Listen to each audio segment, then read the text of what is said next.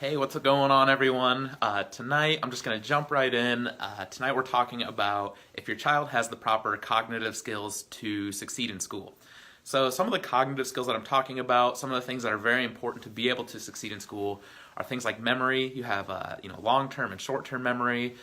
Most important, actually, for learning is if you have the proper working memory.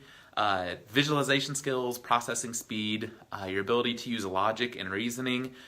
Attention, and there's actually two different kinds of attention. You're going to have sustained attention or divided attention. Divided attention is being able to do two things at once, like if you're taking notes and you're listening to the teacher at the same time, you're writing while you're listening, and that would be something called divided attention. But you have all these different cognitive skills that you need to have in order to succeed in school. And if your child is struggling in school, most likely they are not doing one or more of these things, and that's translating to the classroom. And another thing is you need your auditory and visual processing on point, because those are the two most common ways that we think, or that we learn. We learn through listening as well as seeing. So what or why do some kids not have the cognitive skills that other kids do? And the answer I have for that is, most people are going to try to help kids through top down, meaning if they're struggling in reading, they're going to give them more reading exercises. If they're struggling in math, they're going to assign them more math problems, and just throwing more work at them is not going to be what gets them better at that subject. It's usually not a thing of repetition, and it's because they're lacking some type of cognitive skill that's almost working as a handicap, so they're not able to either like sequencing in math. Something like that would be a big problem with them being able to complete their math homework the way that they should. But again, going back to why some kids do struggle with these cognitive skills, and the reason is if you think of the way that the brain develops as a pyramid, and at the very top you have proper academic learning, you have proper cognitive skills. Below that are going to be a bunch of steps that need to happen properly and develop properly in order to get to that very top. If you missed steps along the way in that brain development, then you're going to struggle with these cognitive skills and academic learning. So that's what I'm going to go into tonight. That's kind of the bottom-up approach that we do in the office instead of that top-down approach of just assigning more problems to the kid. What we do is we actually step back and we say, okay, where did they get off track? Like, what part of this pyramid do we need to work on in order to get to that proper cognitive skills? Because no matter how much you work on that very top of the pyramid, it's not going to matter unless you get that bottom the way that it should.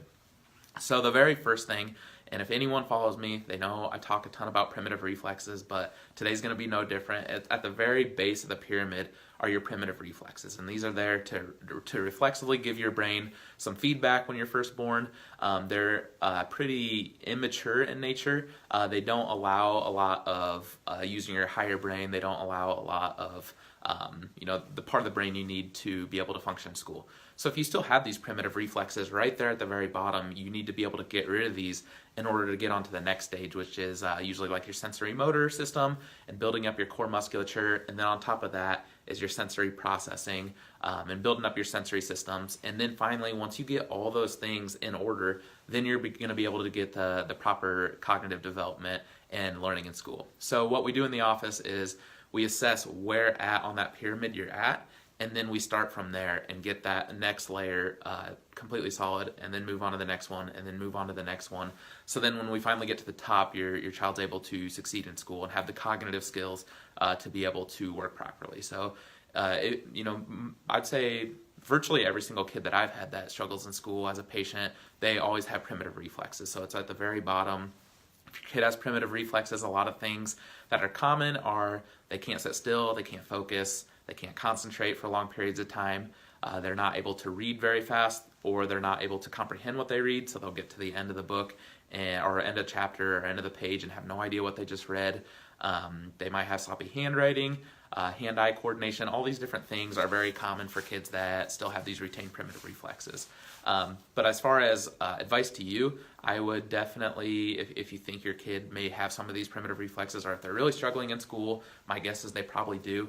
At the very least, that's what our kind of baseline exam is, to check and make sure that they don't have primitive reflexes, and if they do, we tell you how to get rid of them and the exercises needed to get rid of that specific reflex, because there's all kinds of them.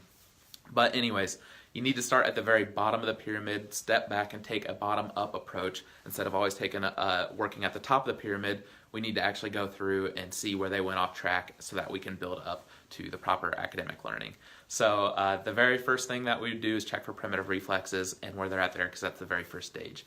So if you ever have any more questions or need to sit down with me and talk or message me or whatever, our office number is 402-504-4676. I'd love to sit down and chat, or even just talk over the phone and answer any questions you might have about what I'm talking about tonight. Otherwise, I will plan on getting on tomorrow evening, so I hope to see you guys there, and I will see you guys tomorrow. Have a good one.